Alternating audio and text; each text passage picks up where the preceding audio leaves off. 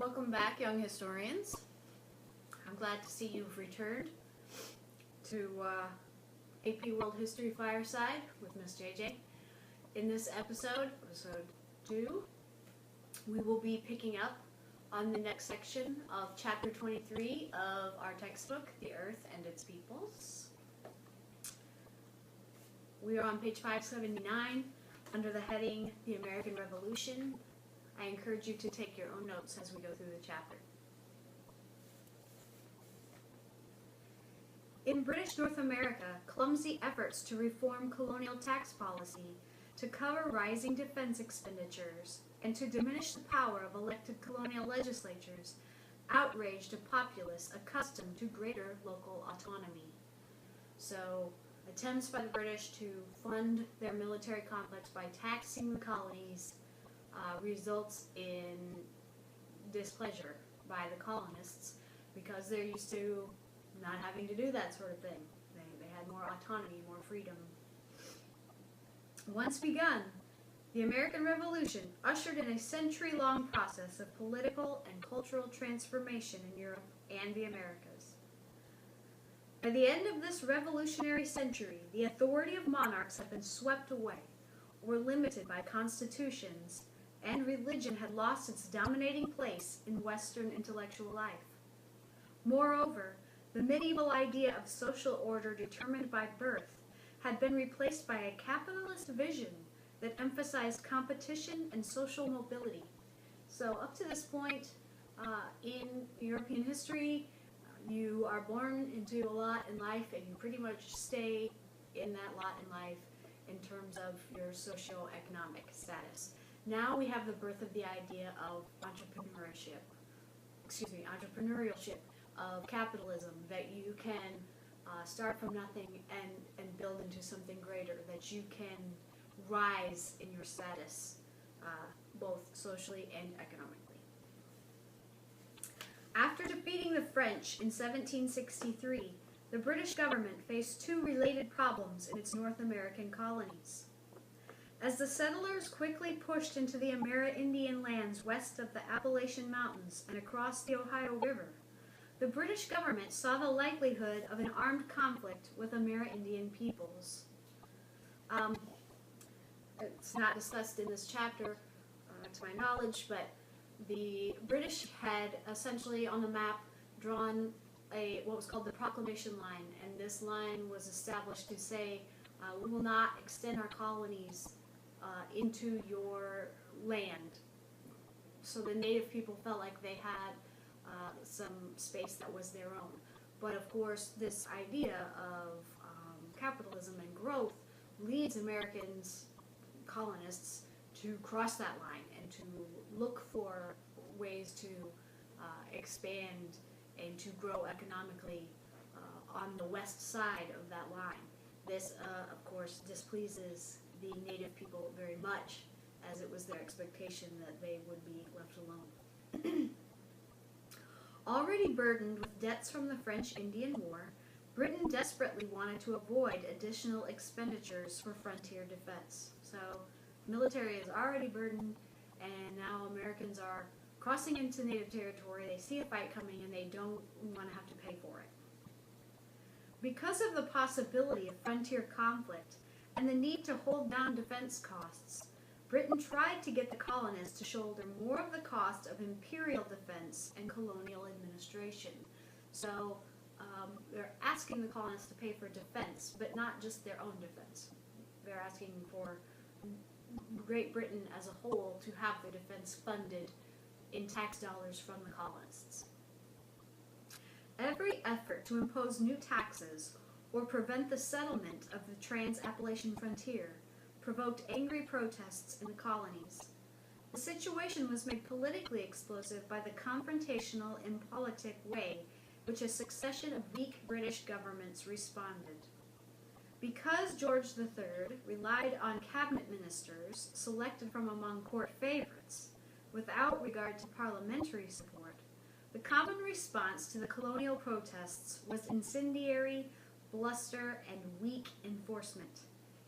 So the king has people representing the colonies who don't really represent the colonies, and as a result, their reaction to rebellion in the colonies is, as it says, incendiary. It just makes things worse. It's fuel on the fire.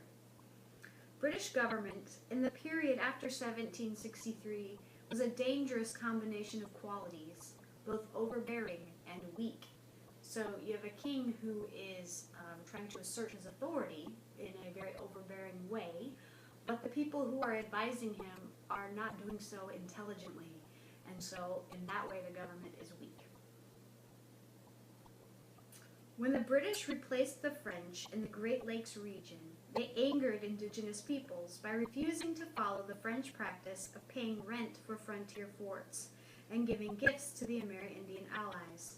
So the French had previously occupied this territory, and they had essentially bought off the native people, and now the British had taken over this territory and they were not doing so.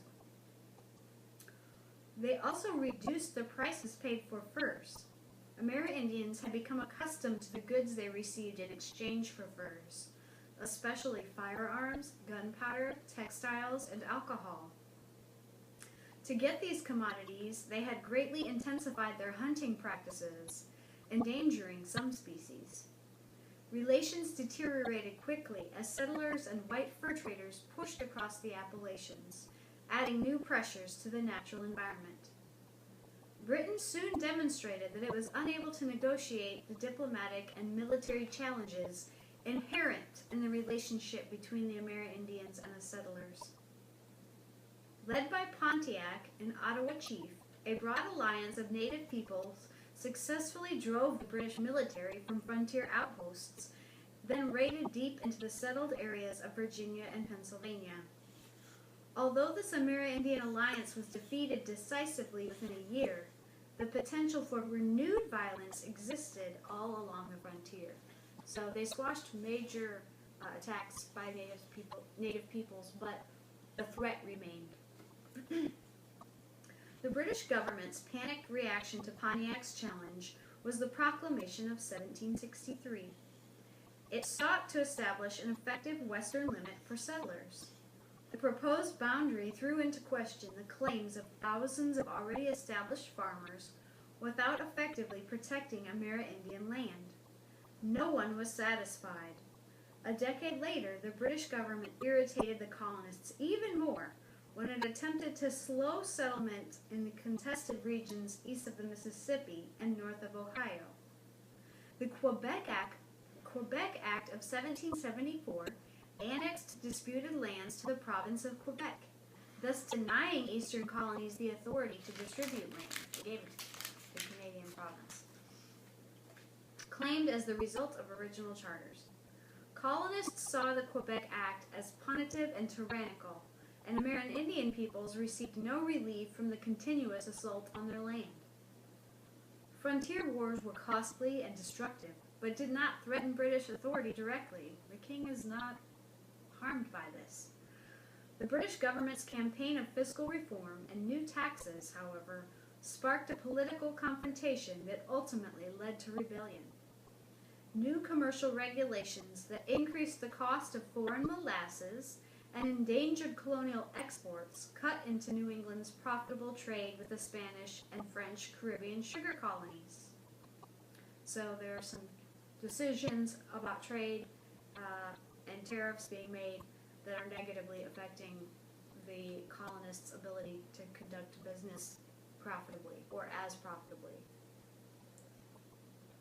Britain also outlawed the colonial practice of issuing paper money, a custom made necessary by the colony's chronic balance of payments deficits. So each colony kind of had their own system for paper money, and that's what they used to conduct business, and the king is now saying, no, you cannot make your own money. These actions, which restricted trade and limited the money supply, provoked widespread anger. Colonial legislatures formally protested, and angry colonists organized boycotts of British goods. So this idea of the boycott, that you don't buy it, therefore they don't make money, and you punish them. The Stamp Act of 1765 imposed a tax to be paid in scarce coin on all legal documents, newspapers, pamphlets, and nearly all other types of printed material. Remember, we just talked about in the last section how important printed material has become throughout Europe and in the colonies. So the idea that you have to pay a tax on it is going to anger people. Propertied colonists, including holders of high office and members of the colonial elite, took leading roles in the resulting protests. They used fiery political language, even calling Britain's rulers parricides and tyrants. In 1765, representatives from the colonies met in New York City to protest, and women from many of the most prominent colonial families organized boycotts of British goods. So the female role in the home allows them to express their political views by not buying certain goods. Organizations such as the Sons of Liberty held public meetings, intimidated royal officials, and developed committees to enforce their boycotts. The combination of violent protest and trade boycott forced the repeal of the Stamp Act in 1766. So this behavior results in this Stamp Act being repealed, being taken back. But new taxes and duties were soon imposed, and Parliament granted colonial governors new powers, even sending British troops to quell urban riots. So the British military is now being sent to the colonies to hush up this rebellion, these small rebellions that are going on. The result was a new round of boycotts, which cut colonial imports of British goods by 2/3. They are boycotting hard. They are not buying British products. Angry colonists also destroyed property and bullied or attacked royal officials.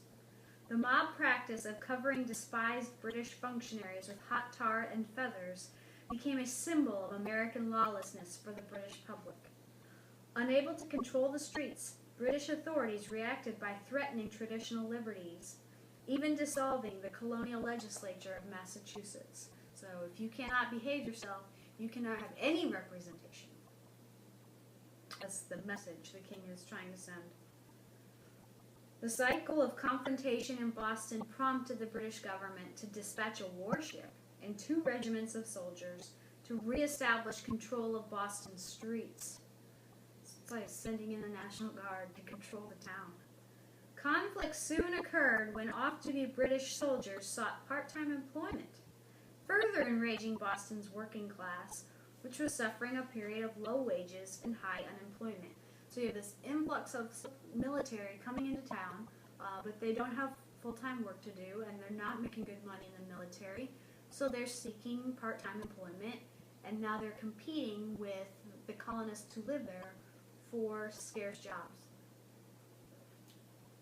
Support for a complete break with Britain grew after March 5th, 1770, when a British force fired on an angry Boston crowd, killing 5 civilians. This Boston Massacre, which seemed to expose the naked force on which colonial rule rested, radicalized public opinion throughout the colonies. Parliament attempted to calm public opinion by repealing some of the taxes and duties, but then stumbled into another crisis by granting the British East India Company a monopoly for importing tea to the colonies. This monopoly raised anew the constitutional issue of Parliament's right to tax the colonies. It also offended wealthy colonial merchants who were excluded from this profitable commerce. So there were people in the colonies who were conducting tea trade who were essentially edged out. The crisis came to a head in the already politically overheated port of Boston when tea worth 10,000 pounds was dumped into the harbor by protesters disguised as Amerindians. Britain responded by appointing a military man, Thomas Gage, who will later become a general in the war, as governor of Massachusetts, and by closing the port of Boston. Public order in Boston now depended on British troops. and public administration was in the hands of a general, General Gage. This militarization of control, this militarization of colonial government in Boston undermined Britain's constitutional authority and made military tests of strength inevitable. So imagine suddenly being governed by your country's military in your town. That's what's happening here. The crisis mounted. New governing bodies created by the Patriot leaders effectively deposed British governors, judges, and customs officers. The new institution of colonial government created laws, appointed justices, and even took control of colonial militias. Simultaneously, radical leaders organized crowds to intimidate loyalists. Loyalists are people who are pro-British, and to enforce the boycott of British goods. By the time elected representatives met in Philadelphia as the Continental Congress in 1775, blood had already been shed when Patriot militia met British troops at Lexington and Concord in Massachusetts. There's a map on map 23-1, that's going to be on the next page. Events were propelling the colonies towards revolution. Congress assumed the powers of government, creating a currency and organizing an army. George Washington, a Virginia planter who had served in the French and Indian War, was named a commander. So now at this point, the colonists are asserting themselves to the point that they are forming their own government. Big step. Popular support for independence was given a hard edge by angry rhetoric of thousands of street corner speakers and inflammatory pamphlets, such as Common Sense, written by Thomas Paine, a recent immigrant from England. Paine's pamphlet alone sold 120,000 copies. On July 4th, 1776, Congress approved the Declaration of Independence, the document that proved to be the most enduring statement of the Revolutionary era's ideology. We hold these truths to be self-evident, that all men are created equal, that they are endowed by their Creator with certain unalienable rights, that among these are life, liberty, and the pursuit of happiness, that to secure these rights, governments are instituted among men, deriving their just powers from the consent of the governed. You cannot govern me unless I give you permission to do so. That is the consent of the governed. The Declaration's affirmation of popular sovereignty and individual rights influenced the language of revolution and popular protest around the world. Hoping to shore up British authority, Great Britain sent an expeditionary force of 32,000 soldiers and an armada of more than 400 ships to pacify the colonies. By 1778, British land forces numbered 50,000, supported by 30,000 German mercenaries. Great Britain, having just engaged in all these military conflicts, was short on soldiers, and so they essentially borrowed from their ally Germany 30,000 soldiers to send in, which came with an entirely different set of problems that we don't have time to get into. This military commitment proved futile.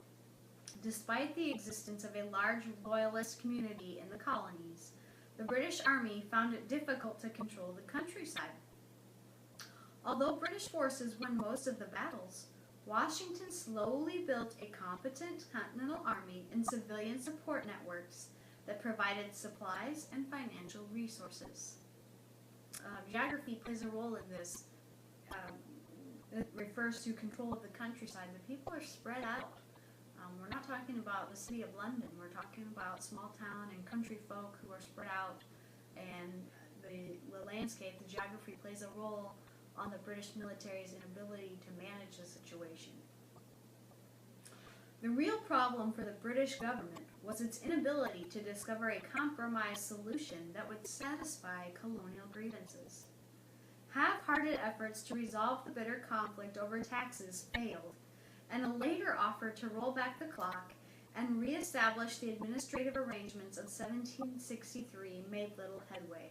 So by the time the British government starts to make concessions, people are already so mad that they are no longer interested in concessions. They want independence. Independence had been declared, and blood had been shed. Overconfidence and poor leadership prevented the British from finding a political solution before revolutionary institutions were in place and the armies engaged. By allowing confrontation to occur, the British government lost the opportunity to mobilize and give direction to a large number of loyalists and pacifists in the colonies. So I talked just a little bit ago about the government being oppressive but weak, overbearing but weak. So here you see, because the king took the direction of being heavy-handed instead of trying to compromise, it resulted in creating greater tensions. So by the time compromise became an option, people were too inflamed. Along the Canadian border, both sides solicited Amerindians as potential allies and feared them as potential enemies. Over 100 years, members of the powerful Iroquois Confederacy, Mohawk, Oneida, Onondaga, Cayuga, Seneca, and after Tuscarora have protected their traditional lands with a combination of diplomacy and warfare, playing a role in all the colonial wars of the 18th century. Just as the American Revolution forced neighbors and families to join rebels or remain loyal to the crown, it divided the Iroquois, who fought on both sides. The Mohawk proved to be the most valuable of the British allies among the Iroquois. So even within the native people, you have a split of alliances. Mohawk loyalist leader Joseph Brant organized Britain's most potent fighting force along the Canadian border. Portrayed in the propaganda of revolutionaries as a symbol of savagery, Brant organized raids along the northern frontier that earned him the title Monster.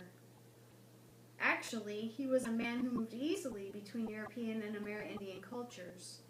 Educated by missionaries, he was fluent in English and helped translate Protestant religious tracts into Mohawk. He was tied to many of the wealthiest loyalist families through his sister, formerly the mistress of Sir William Johnson, Britain's Superintendent of Indian Affairs for North America. Brant had traveled to London and had an audience with King George III. So the revolutionaries are using propaganda to portray this guy as a ruthless, savage Indian, the stereotypical scalping people, when really this particular Native American is a diplomat, essentially, an educated man.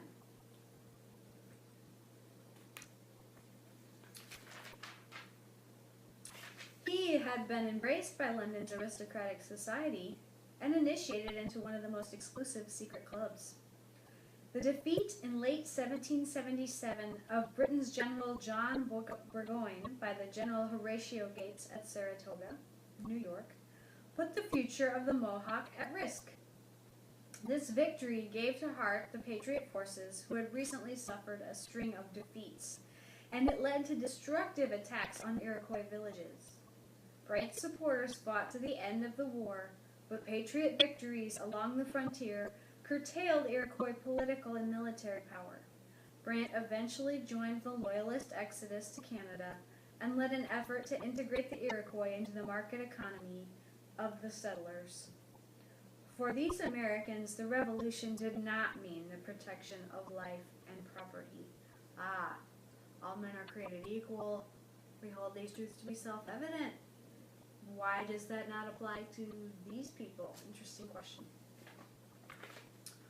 The British defeat at Saratoga convinced France in 1778 to enter the war as an ally of the United States. Thank you, King Louis XVI. French military helped provide crucial supplying American forces and forcing the British to defend their colonies in the Caribbean. The French contribution was most clear in the final decisive battle fought at Yorktown, which is in Virginia. An American army supported by French soldiers besieged a British army led by General Charles Cornwallis. With escape cut off by a French fleet, Cornwallis surrendered to Washington as the British military band played "The World Turned Upside Down." This victory effectively ended the war. The Continental Congress sent representatives to the peace conference that followed, with instructions to work in tandem with the French. Believing that France was more concerned with containing British power than guaranteeing a strong United States, America's peace delegation negotiated directly with Britain and gained a generous settlement. You have to understand the motives of France. Obviously, France is under the rule of a king. He is not someone who is going to support the idea of democracy. However, he will support the idea of anything that is not good for his archenemy, Great Britain. The Treaty of Paris, 1783, granted unconditional independence and established generous boundaries for the former colonies. The United States, in return, promised to repay pre-war debts due to British merchants and allow loyalists to recover property confiscated by Patriot forces. In the end, loyalists were poorly treated, and thousands of them, including Brant and other Mohawk, decided to leave for Canada. Even before the Declaration of Independence, most of the colonies had created new governments. After independence, ignoring the British example of an unwritten constitution, leaders in each of the new states were summoned to constitutional conventions to draft formal charters and submit the results to voters for ratification. Europeans were fascinated by the drafting of written constitutions and the formal ratification of these constitutions by a vote of the people. This is crazy talk. Many of these documents were quickly translated and published in Europe.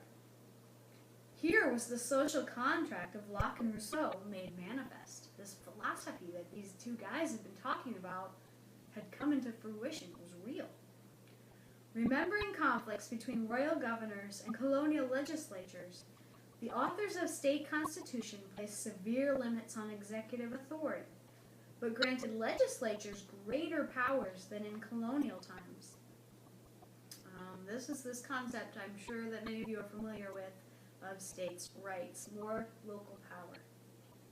Many states also inserted in their constitutions a Bill of Rights to provide further protection against government tyranny. An effective constitution for the new national government was developed more slowly and hesitantly. So we have state constitutions going into place, but the federal constitution did not yet exist, and it was taking a long time. The Second Continental Congress sent the Articles of Confederation, which is the first constitution, to the states for approval in 1777. But it was not accepted by all the states until 1781. It created a one-house legislature in which each state was granted a single vote. A simple majority of the 13 states was sufficient to pass minor legislation, but 9 votes were necessary for declaring war, imposing taxes, and coining or borrowing money. Executive power was to be exercised by committee, not by a president. Given the intended weakness of this government, it's remarkable that it successfully organized the human and material resources to defeat Great Britain. So here they are in this war against Great Britain, and the government they have in mind doesn't really have one person at the top of it. It's built to be a bunch of states working collectively. So it's sort of surprising they were able to organize themselves in a national military. With the coming of peace, many of the most powerful figures in the United States began an effort to fashion a new constitution. So, during the war, a lot of the colonies, all of the colonies, ratified the Articles of Confederation, and this is their expectation of what the governing document is going to be. But when the war ends and they are victorious, a decision is made to draw up a new document that will govern the colonies. The Confederation government proved unable to enforce the unpopular requirements of the peace treaty, such as recognition of loyalist property claims, the payment of pre-war debt, and the payment of military salary and pensions. So basically, they immediately begin to realize we don't have any sort of central authority. In September 1786, Virginia invited the other states to discuss the government's failure to deal with trade issues. This led to a call for a new convention to meet in Philadelphia 9 months later. A rebellion led by Revolutionary War veterans in western Massachusetts gave the assembling delegates a sense of urgency. And my dog is snoring. Sorry. The Constitutional Convention, which began meeting in May of 1787, achieved a nonviolent Second American Revolution. The delegates pushed aside the announced purpose of the convention to render the Constitution of the federal government adequate to the exigencies of the Union, and in secret undertook to write a new constitution. Sneaky! Whew. So they say they're just going up there to ratify and look over and talk about, but really what they're doing is rewriting the rules. George Washington was elected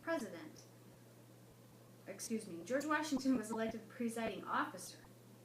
His reputation and popularity provided a solid foundation on which the delegates could contemplate an alternative political model. So if they're going to make a change, they need to put out there somebody who people like to sell this idea, basically. The real leader of the convention was James Madison of Virginia. Debate focused on several issues: representation, electoral procedures, executive power, and the relationship between the federal government and the states. Compromise solutions included distribution of political power among the three branches: executive, legislative, judicial, and the division of authority between federal government and the states. The final compromise provided for a two-house legislature, the lower house being the House of Representatives, to be elected by the voters, and the upper house, the Senate, to be elected by the state legislatures. We don't do that anymore, thanks to the 17th Amendment, but originally each state decided who their senators would be. The people did not vote, the state legislature decided. The chief executive, the president, was to be elected indirectly by electors, selected by ballot in each state. Each state had a number of electors equal to the number of its representatives and senators. So, for example, don't quote me on this, I could be wrong. I think Texas has 23. It's either 23 or 28. Shame on me for not knowing. That's how many representatives we have. Therefore, that's how many electoral votes we get in the presidential election. Although the U.S. Constitution created the most democratic government of the era, only a minority of the adult population was given full rights. Oh, wait, I thought all men were created equal. But no. In some northern states where large numbers of free blacks had fought with patriot forces, there was hostility to the continuation of slavery. But southern leaders were able to protect it.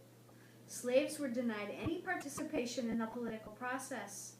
Slave states, however, were permitted to count 3/5 of the slave in their population in the calculation that determined the number of congressional representatives, thus multiplying the political power of the slave-owning class in the national government. So let me get this straight. I get to count each of my slaves as 3/5 of a person, but they can't vote. So you're increasing the power of states by counting these individuals who are actually not able to be represented because they cannot participate in democracy. Southern delegates also gave a 20-year continuation of the slave trade to 1808 and a fugitive slave clause that required all states to return runaway slaves to their masters.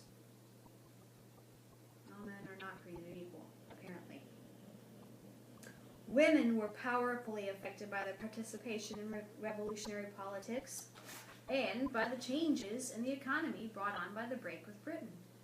Women had led pre-war boycotts during the war and had organized relief and charitable organizations. Nevertheless, they were denied political rights in the new republic. New Jersey briefly stood as an exception.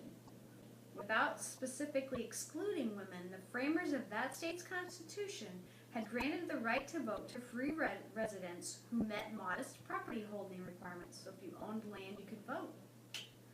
As a result, women and African Americans who met property requirements were able to vote until 1807, when lawmakers eliminated that right. That's so nice. Okay, we're going to stop there, and we will pick up in episode 3, where we will talk about the French Revolution. Thanks for joining me.